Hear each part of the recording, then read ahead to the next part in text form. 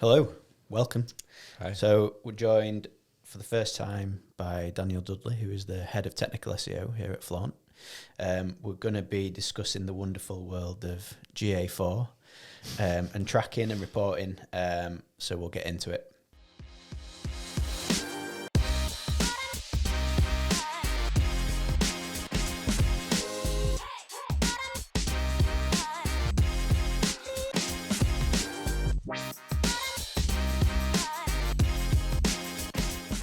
Everyone that's in the SEO game is, I think, I'm confident in saying, frustrated with GA4. Obviously, there's differences in how GA4 works versus GA3 or UA. Some of the key ones that I've noted that I think are things that people perhaps overlook when it comes to setup, things like data retention period, the data processing latency, being moved or confirmed as 24 to 48 hours. But insights-wise, I think it's good for us to dive into confidence of data, how that looks, what the current, and when I say current, I mean like today, best approaches, because it'll probably change tomorrow, and how we're applying that knowledge, I guess. Yep. So, like I say, data retention period changed from UA, and it's now sat at 2 months by default. Yep. With the potential of 14 months, which I think is perhaps an overlooked setup.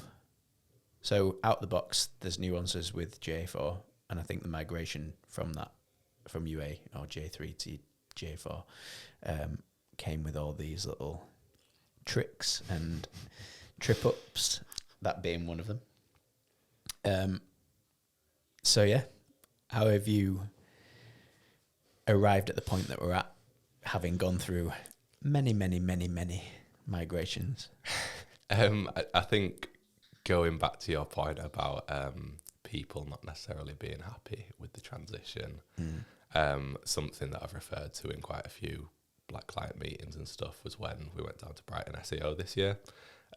There was the sort of keynote talk with John Muller, just sort of doing a Q&A session, and when he mentioned GA4, everyone in the crowd started booing, heckling him, and people were clearly not happy. And I think, again, that rings true in terms of everything that I've been seeing on Twitter, LinkedIn. People aren't happy with the transition to GA4 and how it's been put on them. I think, as you said, with the default setup of things, it isn't the most user-friendly for people that... You don't have to be diplomatic here. Yeah, it's shit. It's something like, as you said, by default, why would it not be 14-month retention period instead of 2 months? If you're not looking into those settings, you're probably not going to realise that out of the box. Same way, there was something the other day where a member of the team was working on a monthly report, and they noticed that last year, January 2023's data was suddenly showing 0 for everything. So ended up spending about half an hour looking into it, and it turns out that Google had changed the default primary dimension in the traffic acquisition channel to be primary channel grouping rather than session default channel grouping, which meant that metric wasn't actually compatible with data from January 2023. So by default, it was just all showing as 0. So you have to go into the drop down, switch it back to the right metric, and it all shows fine, which is lovely. Typical. Lovely. I think what they've done, in my opinion, and look, Google, is release a product ahead of it actually being ready. Yep. But I don't know whether Google even had the capability of testing it to the level that it needed to be tested to. It's a massive change. And I would say, 90% of marketers relied on GA. Yep. We're used to GA, and I don't think anywhere near enough attention was paid to it. You can tell that by the response that John got on stage. Yeah. People are pissed. I mean, if you think about how many people actually use GA, as you said, at least 90% of the market uses that as their main analytics profile. And like, how can you test that in so much depth when there's billions of people, well, sorry, not billions, hundreds of millions of people using it? I think going back to the quality of GA, it's like the amount of small bugs that we've seen as well. There are always going to be edge cases, but I think there's edge cases though, and then there's just having a shit product that doesn't work. Yeah.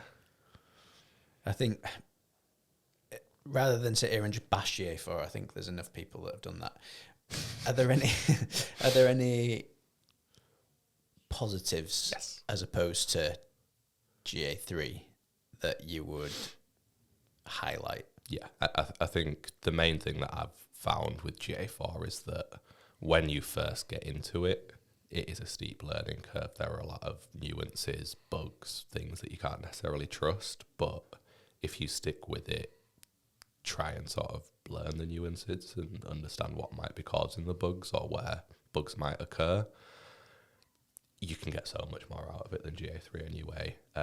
From a customization point of view, out of the box, it's not amazing. You still can find lots of unique data points and it does what you need, but tapping into the customization and really making it work for you, customizing the nav menu, creating custom reports, is where you can really get the most out of it. Yeah. I think one thing that GA3 did really well, it had a very user-friendly front end that allowed people that weren't data scientists to uncover the insights that they needed to without having to take that data elsewhere or just find it in the first instance. And I think one thing that sort of bothered me, or that's been a problem with GA3, was the sampling side of it. And the fact that the push was, let's try and transition you to GA360, which is fine. But I think one of the advantages that I've seen documented is the capability of exporting to BigQuery. So what that does is remove sampling, which is a massive advantage. However, that then removes the capability of people that aren't data scientists putting a front end on it. Where's the middle ground in terms of getting the insights that you need? I think it's a tough one. I mean, I know we were talking earlier, but I think BigQuery is something, as you mentioned, the average digital marketer isn't going to have the expertise to set up BigQuery, do the data export and actually get it working how they need it to. It often, as you said, needs the support of a data scientist, a development team that has that specialty, which isn't always available. I think it's something that in this current age of GA4, it's just about using as many data sources as possible and trying to actually understand what data you're working with and what the nuances are, what the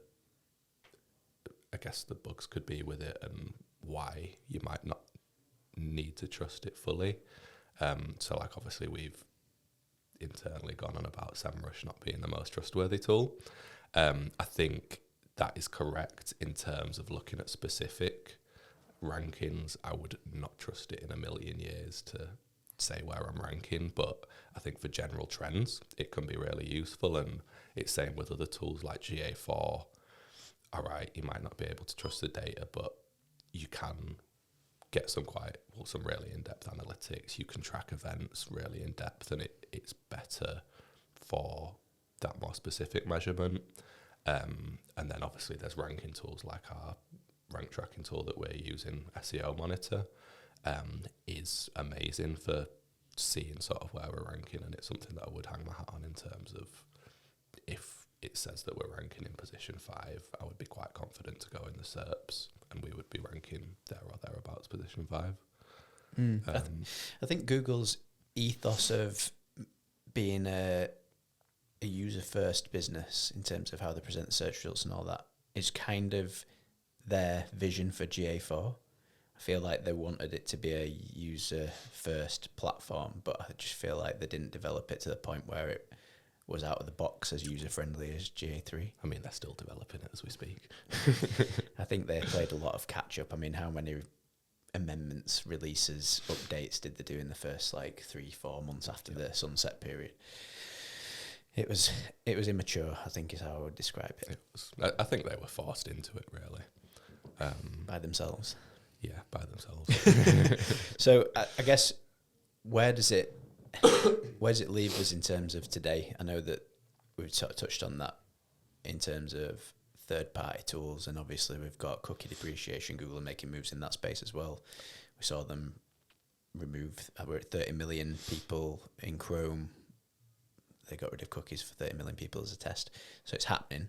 Don't know when it will officially roll out, but where does that leave marketers in terms of getting the insights and the data that they need? Does that mean that GA, once cookies have gone, will be veering towards having the same level of trust and value that a third-party platform would provide? Potentially. I think I'd like to think that Google Analytics will always be the go-to and will remain at a standard that keeps it being valuable for us. But as you said, with cookies, you never know. I mean, we've had one client, e-commerce client, that had cookie policy changes on their site that meant that they were only tracking around 5% of users, which is, I might as well just guess how many sessions they have. That is where, again, using other tools to give you context of to what that means or what the wider impact might be, that's where that comes in handy. And I think having the expertise to understand, again, what the nuances of these tools are, so you can understand it in depth, really, and understand how it's actually shaping your data. There is only so much you're ever going to be able to do, I think. And again, I think that's where the expertise comes in, of not hanging your hat on the data, where back in the day we might have gone into Google Analytics, taken organic sessions, revenue, maybe some engagement metrics, and that was it. Confident that we're doing well. Nowadays, using as many different data sources as possible to understand what all of these different tools are seeing your performance as. I think that's the only way forward, really. What's the mix, would you say? I know we're probably going to lean into SEO specifically, but what's the mix, and how do people put a front end on it? Because how many sources have you got? I think in terms of putting a front end on it, my go-to is Looker Studio. I've used some other tools like Power BI before, but Looker Studio's the one that's easiest, most user-friendly, and has the most capabilities to connect to external tools. I don't think you necessarily always need a front end. It's something that can potentially cause more confusion than just going in and really just looking in depth and spending the time to understand the data. In terms of the different tools, I guess my go-to, J, Search Console, SimilarWeb is something that's really advanced, but obviously not everyone will have access to. Ahrefs, our rank tracking tool, SEO Monitor. I've also used AccuRank, AWR Cloud, and a few others in the past. Obviously, all have their benefits, but yeah. Even SEMrush to an extent. And then I think Google Trends can be useful for seeing sort of general search trends and how the general market performance might be impacting your own performance.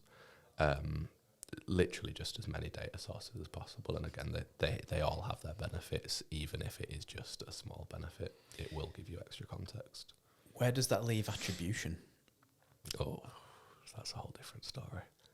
Is that another episode? Yeah, that's episode 2. I think in terms of attribution, that's something that again is getting even harder as well. We have have had it for a few years now with one of our clients that uses finance providers and frequently changes finance providers, so doesn't always have that data firing into analytics immediately. So with that, we've had to do like manual, I guess, attribution in terms of using the GA data as a benchmark of attribution. So, for example, if we see that in GA, organic traffic is supposedly representing 40% of revenue share, we could assign 40% of that revenue from the finance share to SEO. It's not going to be accurate, but it's, in my point of view, a lot better than not doing it at all or just completely guessing. I think it's, again, about using as many data sources as possible to paint as much of an accurate picture. You're never going to be 100% confident, but if you can be 80 to 85% confident, I think that's better than not doing it at all. I'm wondering if there's going to be a point where, when cookies are gone and when like consent mode's going to affect things, there's a middleware that really delivers a unbiased, data-driven attribution model that someone can trust. Because as it stands, I mean, Google are moving away from last click. They promote data-driven, which I agree with the methodology behind it. It makes so much sense, but I don't know how capable Google are going to be of delivering a full user journey in a data-driven attribution model. It's something that I'm intrigued about at the moment, especially with the conflict with Apple, for example. Google and Apple aren't exactly best mates, are they? So that's something that I think someone needs to solve, and I don't know who that's going to be. Yeah, I mean, there's a lot of big players at the moment in there. I'm sure, did Apple launch a analytics platform in the end? I know they were talking about it a few years ago. I don't know, maybe. I think they were talking about an ad platform. Yeah, it might have been that. But yeah, I mean, I know we mentioned earlier, could Cloudflare come into the game at some point? I think server-side is going to be an emerging source for sure, and I think people like Cloudflare who already have a product and have been collecting data in that space for a long, long time are going to become more and more valuable. But I'm sure Google are thinking about that. Yeah. I would be if I were them. Yeah. Oh, they've been thinking about that for years. Okay, this or that. Quick fire, right. On page or off page SEO? On page. Okay.